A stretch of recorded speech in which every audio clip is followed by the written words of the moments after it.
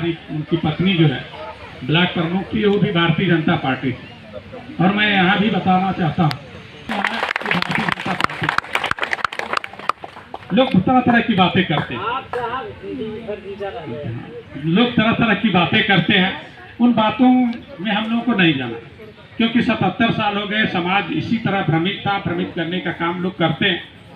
और भारतीय जनता पार्टी चाहे बहन प्रियंका को हो, चाहे डॉक्टर भाई गुलाब बिंद जी की पत्नी को, ये तो ब्लॉक स्तर की बातें हैं। लेकिन जब से हमने होश संभाला, बिंद पार्टी लिखने वाले हम लोग की प्रजातियां तो बहुत है, लेकिन इस बार जो बिंद पार्टी जो हमारे समुदाय के लोग जो लिखते हैं, किसी को एमएलसी नहीं बनाया, किसी पार्टी ने अगर किसी ने बनाया तो भारतीय जनता पार्टी ने बनाया। और यही नहीं, राज्यसभा तो हम लोग के लिए बहुत अच्छा अवसर था कि हमारी बहन गाजीपुर से हमारी बहन को राज्यसभा सांसद भेजने का काम किया गया। वो भी किसने किया? हमारे देश के यशस्वी प्रधानमंत्री मोदी जी ने और भिन्न समाज के लोगों ने। हमको भी लोकसभा में ये पहली बार ऐसा हो रहा है कि भिन्न पार्टी लिखने वाले 2 लोग हैं। उस तरह तो हम लोग 7-8 लोग हैं। बाबूराम निषाद जी हैं, सुरेश कश्यप जी है,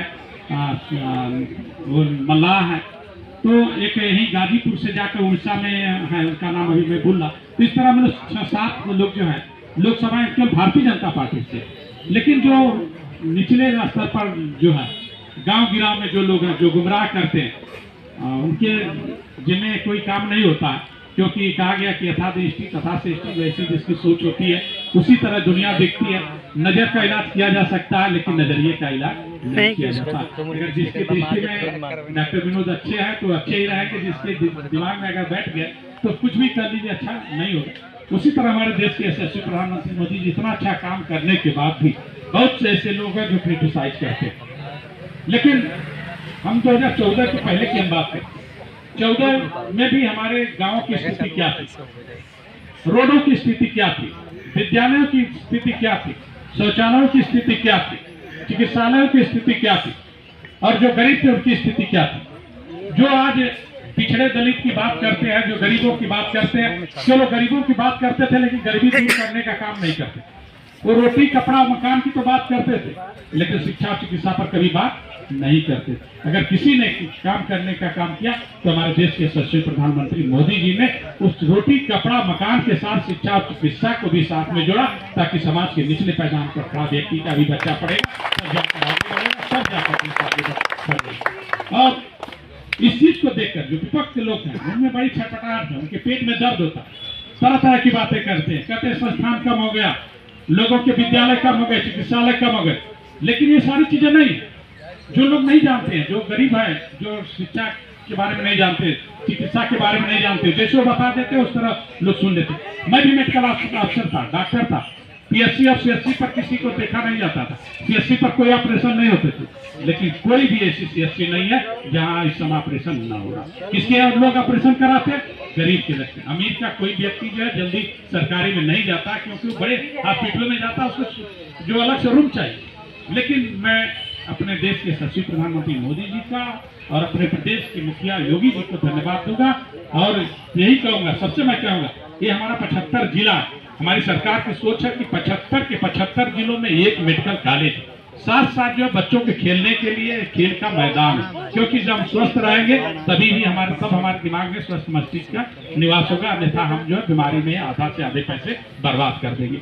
और पहले जो है केवल मेडिकल कॉलेज होते थे, वहाँ डायलिसिस होती थी, लेकिन आप जो है 75 के 75 जिलों में डायलिसिस की सुविधा हो गई है। जिसको भी किडनी की बीमारी होती थी उसके डायलिसिस के पैसे के अभाव में करा नहीं पाता था, दम तोड़ देता था। लेकिन हम इस युग में है कि हमें जो है उसकी दिक्कत नहीं है। जो लोग नहीं जानते हैं उसी लोग परेशान होते हैं। अभी मुझे मैं जो है करीब 2.5 साल विधायक था और मुख्यमंत्री राहत कोष से 11 करोड़ से ज्यादा जो गंभीर बीमारियों से ग्रसित लोग थे, 11 करोड़ से ज्यादा पैसे दिलाने का काम किया। और यही नहीं, आयुष्मान भारत जब से मैं इसको जो है 22 से जो है मैंने आयुष्मान लिया, क्योंकि उसके पहले आयुष्मान जो चलता था उसमें धांधलियां इतनी होती थी, गरीब को मिल पाता था तो मैंने लगा। जब देखा कि नहीं, सरकार ऐसी सरकार बनी है जो पारदर्शिता पर विश्वास करते हैं, जो गरीब है उनको पहुंचे, जब आयुष्मान में एकदम पारदर्शिता होगी तो शुरू हो गया। मुझे लगता है कि मैं 22 के लास्ट रोस्ट में मैं शुरू कराया था, आयुष्मान लिया था, और 24-25 तक कम से कम नहीं तो 10,000 से ज्यादा लोगों को आयुष्मान कार्ड से गंभीर बीमारियों का इलाज हुआ, जिसमें उनके कुल्ले खराब थे, घुटने खराब थे, टांग खराब थे। और जो गरीब हैं, जिनके पास पैसे नहीं रहते हैं, हाथ टूट गया, पैर टूट गया, कमर टूट गई, उनका जो है फ्री में इलाज होता। तो मैं हमारी सरकार ये चाहती है, क्योंकि दो ही चीजों पर ज्यादा पैसा खर्च होता है, शिक्षा और चिकित्सा पर, तो हम उसके लिए आयुष्मान कार्ड हमारी सरकार दे रखी है। और बहुत से लोग को दिक्कत होती है, कुछ लोग कहते हैं कि राशन पर बात करते हैं, अरे उन गरीबों से पूछो, कहते हैं शौचालय पर बात करते हैं, क्यों नहीं करेंगे?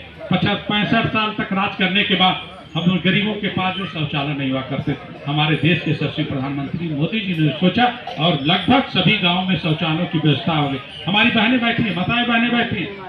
जब हम लोग गांव में जब बरसात के समय में जो है उनको खाना बनाना होता था, उनके बाद जो है ईंधन जलाती थी, जब बरसातों में भीग जाता था तो जलता वलता नहीं था। लेकिन मेरे देश के यशस्वी प्रधानमंत्री मोदी जी ने इस पीड़ा को समझा और गरीबों के लिए उजाला योजना लागू किया। कम से कम देश में 10 करोड़ से ज्यादा कनेक्शन दिए गए।